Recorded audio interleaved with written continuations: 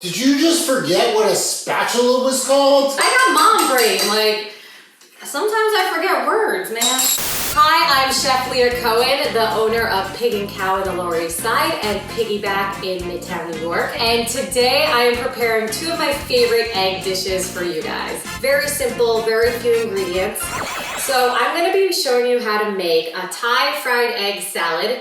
In Thai, it's called Yong Kai Dao, and we are putting a good amount of oil in the pan. So this is like a shallow fry, and I'm just gonna start again by getting the oil nice and hot. You want to start with eggs that are room temperature. So this is going to be probably like almost smoking the oil, and you're just gonna crack your eggs in there. Actually, you should pre-crack your eggs now that I think about it. Pre-crack your eggs because you want it all to come out like at once. And we're just going to slide the eggs into the oil. And be careful, like I would stand back because it is going to splatter and you just don't want that oil to get you in the face.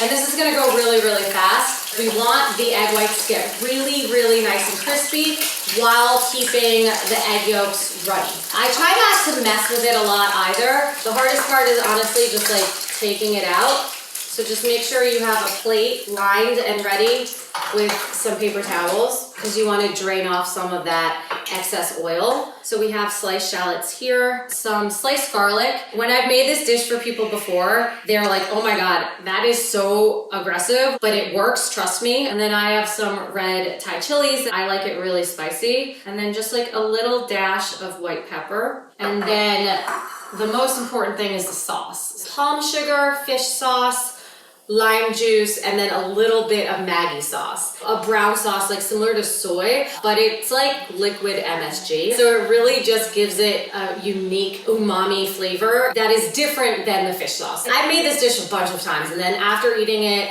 at Soy, I kind of rethought my whole process. I kept going back to the sauce and being like, why does theirs taste so much better? I think it's the Maggi sauce. I would make it in advance, but I wouldn't make it more than half an hour in advance because you want the lime juice to be really nice and fresh.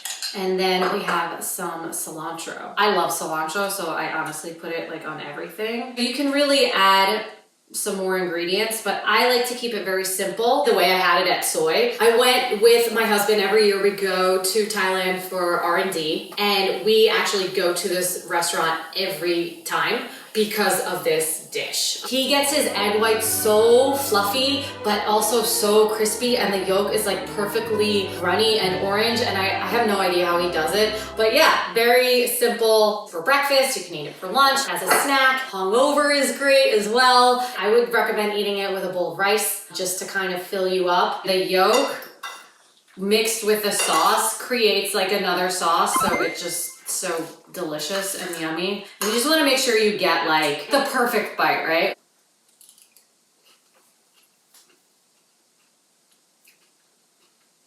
But honestly, it's like literally my favorite thing to eat.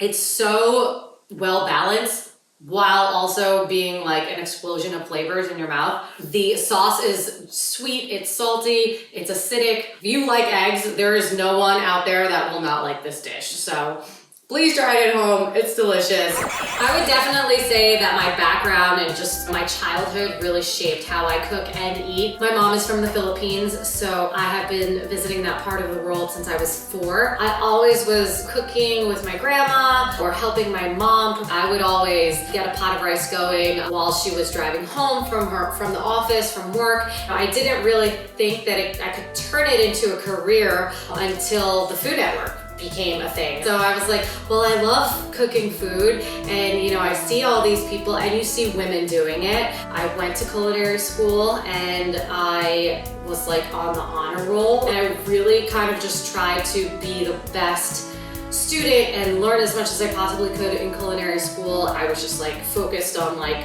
getting to the next step of like, okay, finding a job, being a line cook, being respected as a line cook, then being a sous chef. Now here I am. Pig Khao's been open for 8 years, and I have 2 restaurants and more projects on the way. So I'm gonna be showing you how to make a Thai fried egg omelet. This dish is something that I would make a lot probably in my 20s, very cheap. You can kind of adapt it to whatever you have in your fridge. First things first, we should turn our burner on. We want the oil to be like almost smoking. The technique that we're using to cook the omelet is very, very Thai. When you're taught to make an omelet the French European way, it's very low and slow. I had to completely erase what I had learned while I was cooking in Thailand and eating this omelet because this is a very hot, high heat kind of method. Probably like 3 inches of oil. Traditionally they do more oil. As long as you're getting the whole deep fried effect, I think that's totally fine. You want to make sure that you're using the freshest eggs possible, and you want to have the eggs at room temperature. You don't want the egg mixture to be extremely cold to shock the oil and then bring down the temperature of the oil. If you don't have time to temper it, get a bowl of warm water, put the eggs in there for probably like 15 minutes. And so we want to just make sure that we really, really whisk all the eggs together very nicely, because the last thing you want is to see that deviation between the whites and the yolk. And then I have some ground pork right here, and you just want to break up the pork.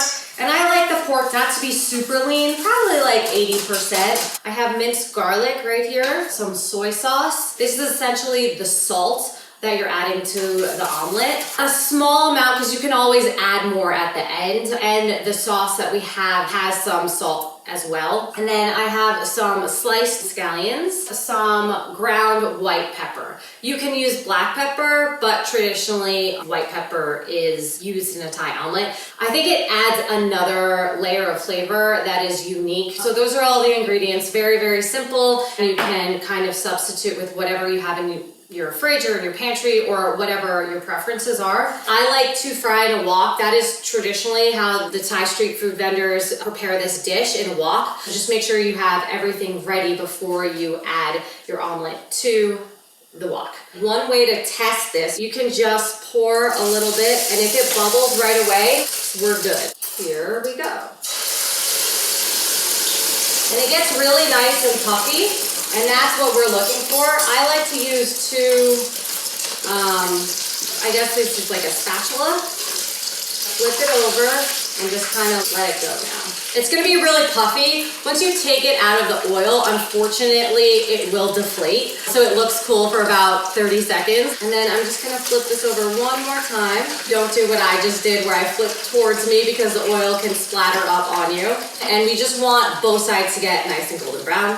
And I think we are there. So you're just going to kind of drain it. And then I usually take cilantro because I'm obsessed with cilantro, but I also think that the herb makes it nice and that popped, light and refreshing. I also have a dipping sauce, which is sweet chili sauce and sriracha sauce that I combine together. Traditionally, it's served with a sriracha sauce, but not the one that we're accustomed to. It's a little sweeter and more mild. I kind of replicated that. If you want, you can also eat it with ketchup, you know, if you want to go the more traditional American route. And that is your Thai pork omelet. Very quick, very simple.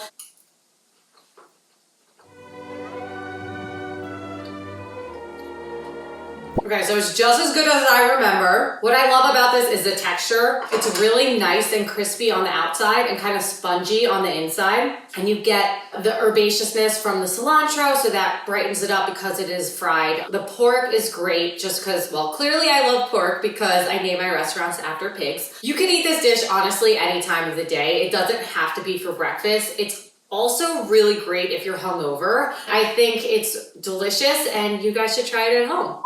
Did you just forget what a spatula was called? Yeah.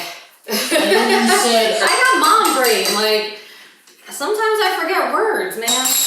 There you guys have it. I've just made 2 amazing egg dishes. I hope you guys enjoyed these recipes. I hope you cook these recipes at home. Comment below.